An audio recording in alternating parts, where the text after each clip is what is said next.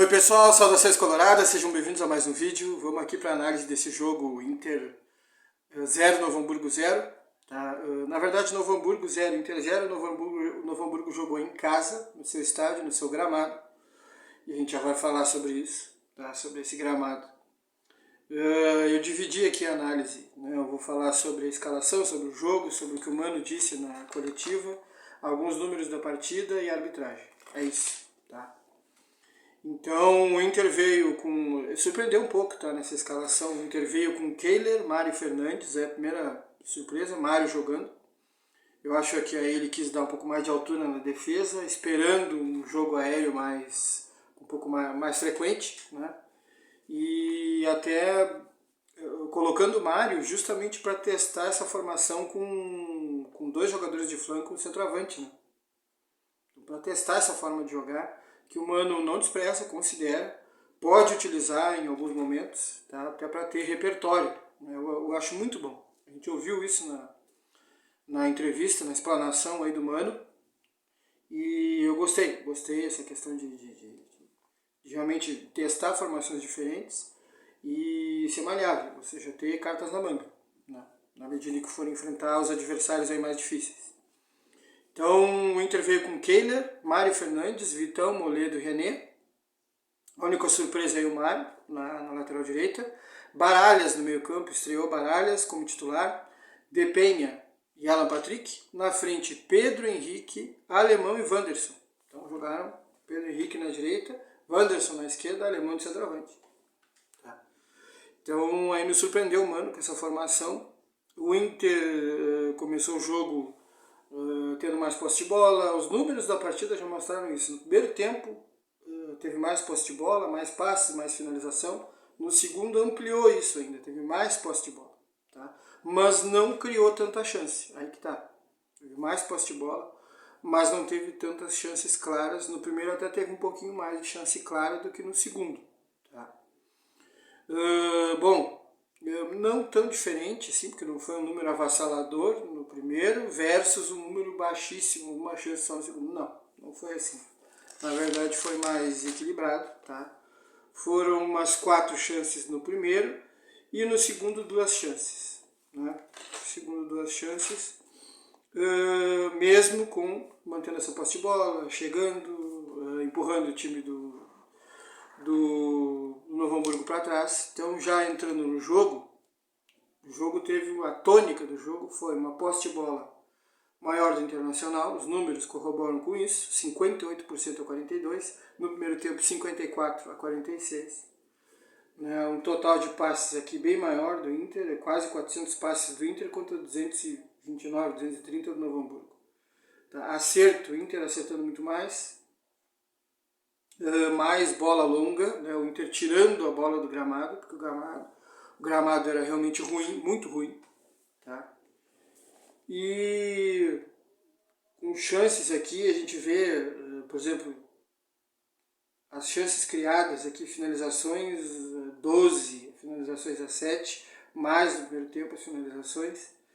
E mais escanteios, desarmes, o Novo Hamburgo muito mais, 24 desarmes, enquanto o Inter só 15, tá corroborando com essa tônica que a gente anunciou aí, que é de mais posse de bola, empurrar o Novo Hamburgo para trás, atacar, chegar, né? Só que a questão é como o Inter chegou. Como o campo era ruim, o Inter foi tirando a bola do gramado. Então o Inter tocava na medida que dava, aproximava, e em vários momentos o Inter levantou essa bola, às vezes invertia ou aprofundava no mesmo lado, mas invertia, como aconteceu no primeiro tempo, o De Penha fatiando essa bola e virando o jogo para o Wanderson, que estava entrando do outro lado, entrando já muito perto ali da grande área. O Wanderson ele acabou fazendo a finalização, né? Jogada alta também para o Alemão, que se posicionava ali na frente, esperando esse lançamento já, ele escorava para alguém que vinha chegando, Alan Patrick, ou o Carlos De Penha, ou um outro jogador que estivesse chegando, né? Então vimos esse tipo de jogada e, enfim, o Inter teve chances claras de gol no primeiro tempo, mas não conseguiu realmente abrir o placar, tá?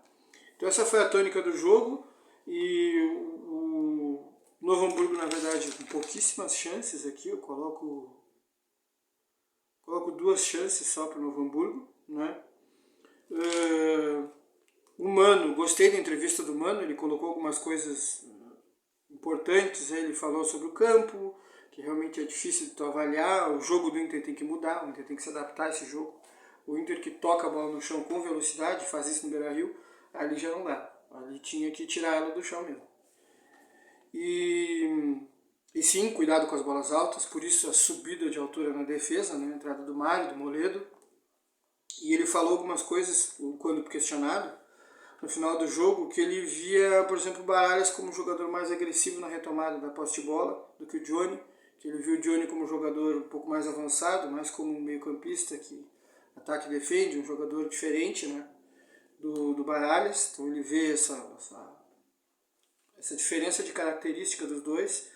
O Maurício ele também fala em desgaste, né? Ele fala de Johnny e Maurício como desgaste, e diz que o Baralhas é mais agressivo na retomada, que o Baralhas estava mais pronto para jogar. E ele diz também que Gauchão, na visão dele, é um bom preparatório para a Libertadores, porque o Gauchão tem jogos em que é muito físico, muito contato, tem marcação, jogo com intensidade, que a Libertadores é assim. A Libertadores, se vocês olharem números, nitidamente vocês pegam equipes do Campeonato Brasileiro que jogam Brasileiro, jogam Libertadores. Na Libertadores os jogadores correm mais, tá? Tem números diferentes do que no Campeonato Brasileiro. No Campeonato Brasileiro realmente eles correm um pouco menos, tá? Um jogo menos físico, tá? Mas realmente tem essa diferença, porque a Libertadores ela vai ter juízes diferentes, juízes que deixam o jogo correr mais. O adversário, de repente, te coloca numa situação a ter que correr mais, a ter que fazer um jogo, disputar mais na parte física, né? Porque o adversário te coloca nessa situação e te força a ter que fazer um jogo um pouco diferente. Então ele vê como uma boa preparação, mano, gostei disso aí, tá? Então o Baralhas ali, pelo que ele tá vendo, pelo discurso, ele já viu o Baralhas treinar, já trabalhou com ele, o Baralhas seria um jogador que poderia substituir o Ruf-Ruf, né? Mais agressivo nessa retomada de posse de bola, substituiria o Ruf-Ruf, que o Johnny é um jogador um pouco diferente. Mas pode fazer essa função, tanto que ele já fez algumas vezes, né? A gente sabe que os volantes hoje em dia eles são talhados tanto para subir e ajudar a construir, como eles têm que defender, né? Não tem mais essa coisa lá dos anos 90, do camisa 5, Anderson Papola, ou Ademir Keffer, ou Norberto, camisa 5, e o 8, o segundo volante que sai mais pro jogo, né? 2 meias, que ajudam um pouco na defesa, e 2 atacantes. Não tem mais isso, né? Hoje os volantes eles atacam e defendem, os dois. Então fica até difícil saber quem é o primeiro e quem é o segundo, né? Mas enfim, tem diferença de característica nos dois e, segundo o Mano, eles são diferentes, o Baralhas e o Johnny, né?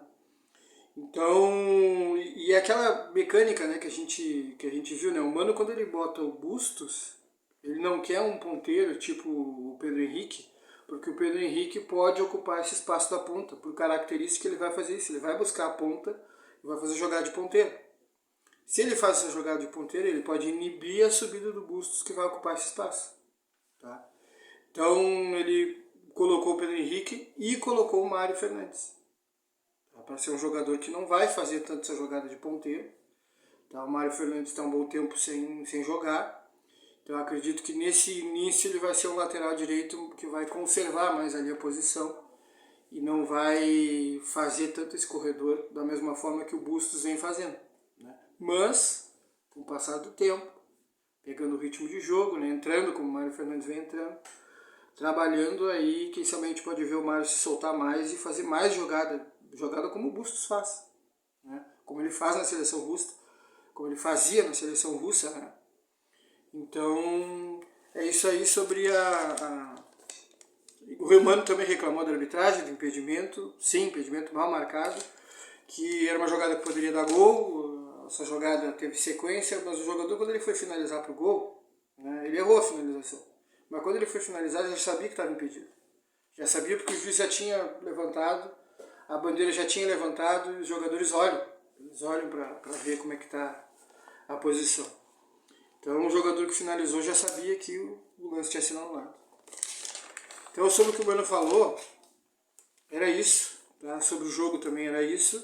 Sobre a arbitragem, ela estava sendo boa, estava sendo tranquila, a arbitragem, até o erro da Stephanie Andreatti, que foi um erro até grosseiro, eu diria. Tá? O jogador não estava impedido e estava uma boa distância da linha do penúltimo defensor, tá? Penúltimo defensor, porque o último normalmente é o goleiro. Nesse caso era o goleiro o último. O penúltimo era o zagueiro que estava ali. Então, é nessa linha que você precisa ficar muito atento como bandeira. Eu sei porque eu fui bandeira várias vezes, tá? E é ali que você fica, né, como um para-brisa, cuidando muito bem essa linha para não ser pego de surpresa. Tá? E ali o que aconteceu? Ela foi pega de surpresa. Ela não estava bem posicionada, ela estava distante da linha, tá? E uns 3 metros distante da linha. Então a linha estava aqui, ela estava aqui. E o jogador, esse jogador que dava a linha, estava dando condição para o jogador que entrou. Como ela viu o lance daqui, ela viu enviesado. Então ela pode ter achado que estava impedido e levantou o instrumento. Tá ali um erro ruim, porque a Stephanie Andreatti é uma bandeira experiente e acabou errando o posicionamento e errou na marcação. Então não tem VAR, então não tem o que fazer. Tá? O juiz marca, porque assim, esse é o procedimento. Tá? O juiz marcar impedimento, ele não tem como olhar isso, é muito difícil para ele. Esse é aquele tipo de lance que ele depende do bandeira. Tá? Então, para explicar para vocês, para o leigo e para quem é da arbitragem, até nem precisa falar isso, mas pro pessoal que está começando, tá? A função principal do bandeira é cuidar essa linha e marcar os impedimentos. Esse é o principal. Tá? E ali realmente ela não estava bem posicionada não. Isso é questão de deslocamento lateral, tem que treinar bem isso. Tá? E assim, esse lance não era difícil porque o Alan Patrick, quando ele dá o tapa na bola e lança para o jogador do Inter, esse jogador do Inter nem está tão distante assim do Alan Patrick. Não está tão longe, ou seja, está no campo de visão dela, o Alan Patrick, e o jogador que vai receber a bola. Então um lance que nem é tão difícil, mas ela infelizmente acabou errando.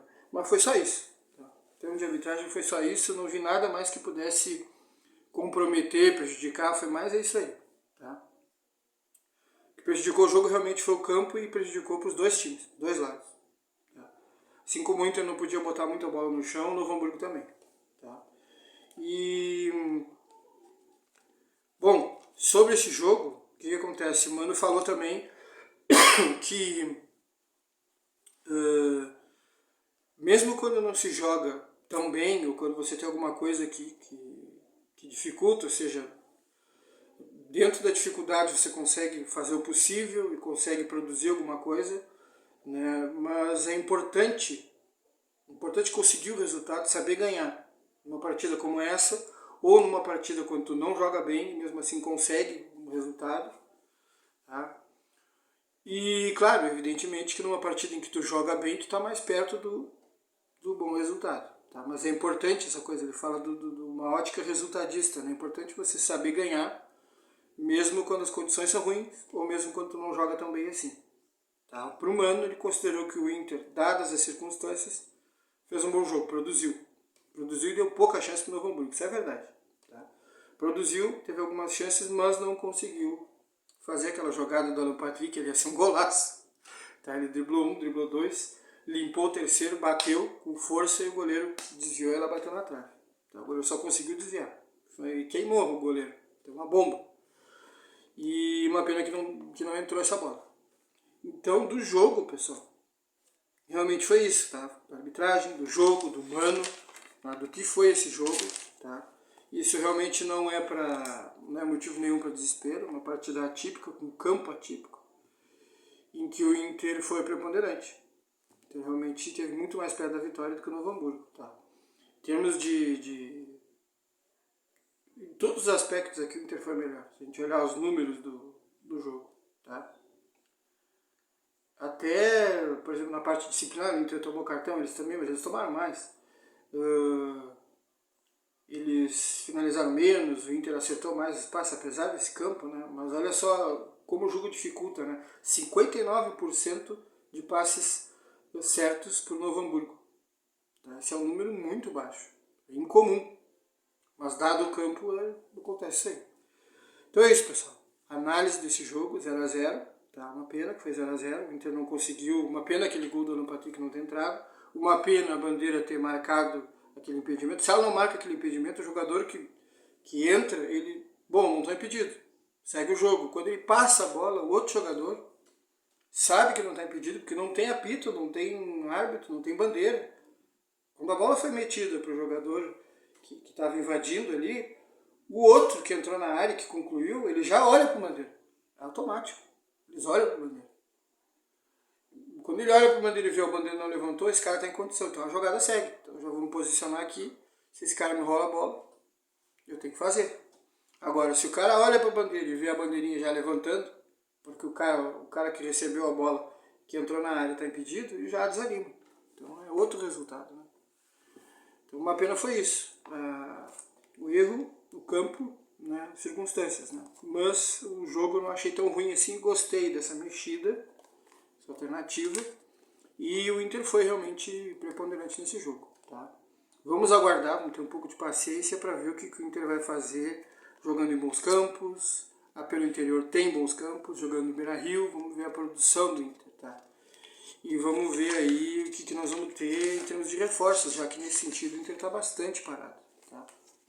Foi um jogo diferente do feminino, tá? Enquanto que no feminino o Inter aproveitou bem as chances, fez vários gols, mas na posse de bola não foi tão preponderante. Nesse jogo do masculino, o Inter teve mais a posse de bola, bem mais, foi preponderante, mas não conseguiu fazer os gols, não conseguiu fazer o resultado. Tá, pessoal? Da minha parte era isso. Desde já eu agradeço pela atenção, até mais. Faz aquele coisinha simples, né? Like, compartilha, se inscreve, aperta o sininho e até a próxima.